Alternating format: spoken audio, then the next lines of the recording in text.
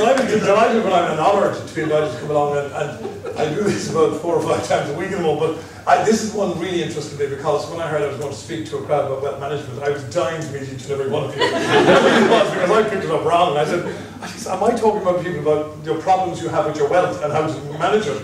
Because it's a unique gathering if it is, and then I learned it wasn't quite that.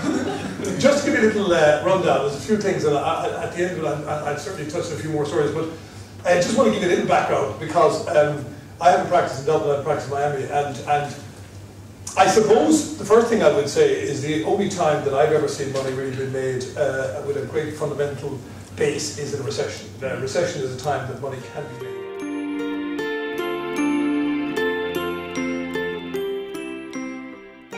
I was at a credit control meeting of a bank when they asked my opinion on a loan of 167 million to 2 developers who had a site without planning permission, and I said, why not refuse that and spread it out 50,000 to all the small businesses in Ireland, and we spread our risk and make as much money. The answer I got was a very good idea, but we make more money and it's easier and considerably cheaper from an administrative point of view.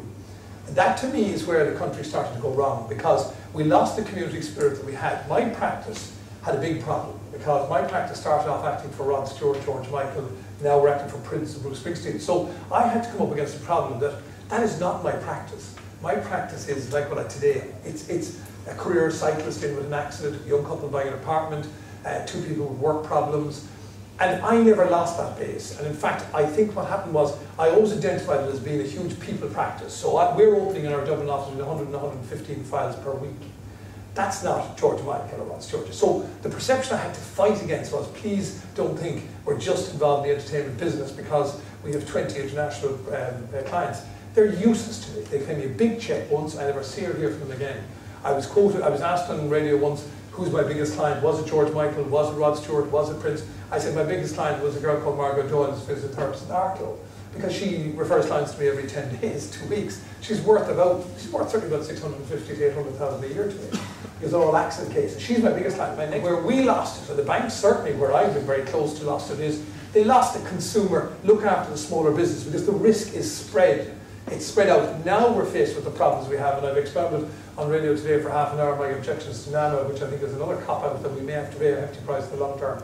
But I do genuinely believe that if you trust in people, and in every business, and now is the time that you can build your business, because to be fair, and I'm going to come to the personal business in a minute, anybody that continues to battle through the next 18 to 24 months, I think will grow a wonderful business, because fundamentally it's going to be in a very good state, because we have to cut our cloth to live by our budget and our restricted budget.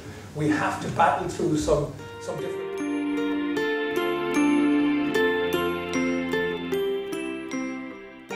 The arrangement is very simple. Say for example, you know, the 7 of you in the front row, I owe you 10,000 each. And what I do is I go and say, listen, I'll sit with you individually, and I'll say to you, I don't have 70,000 to pay the 7 of you. So what I'm doing is I'm producing here evidence of my financial situation, how bad it is. You have to do that, because the last thing you want to do is settle a debt and see him driving around in a nice convertible 09 waving at you. So you have to prove that you're in difficulty. So what you do is you say, my company only has 20,000 euro. I don't have 70,000 euro, or only has 10,000 euro. And here's the backup evidence. Here's my bank statements. Here's my credit card. Here's all the bills I owe. So what I'm offering you is that the 7 of you will have to take 7 cents in, or sorry, you'll have to take 10% of what you're owed. If you take it, I'll pay it to you by Friday. If you don't, I'm giving that to my accountants and law firm to try and get me bankrupt as soon as I can, and you can all sue me, and you can go to lawyers and solicitors and pay them lovely fees to get judgment against me, registered judgment, and you're getting nothing out of it. Once you prove that you're genuine, and it works in a lot of cases, because you have to make the decision. Say you're owed 10,000 euro and I'm offering you 2,000 euro, you have to Friday to take it. You have to work out, you know, I'm not happy taking 2,000 for 10, but I'm going to have to pay my lawyer 1,500 euros or 2,000 to get judged.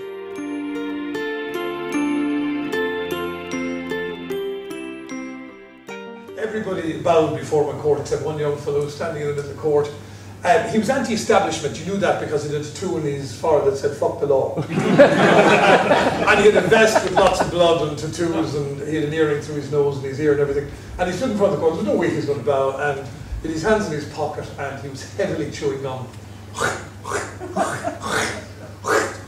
the judge came in and he was very annoyed, and everybody bowing except this young fella, hands in the pocket chewing gum, and he called the sergeant over. He's a sergeant. He said, "Tell that young fella stop masticating my court." And the sergeant then said, "You heard the judge, take your fucking hands out of your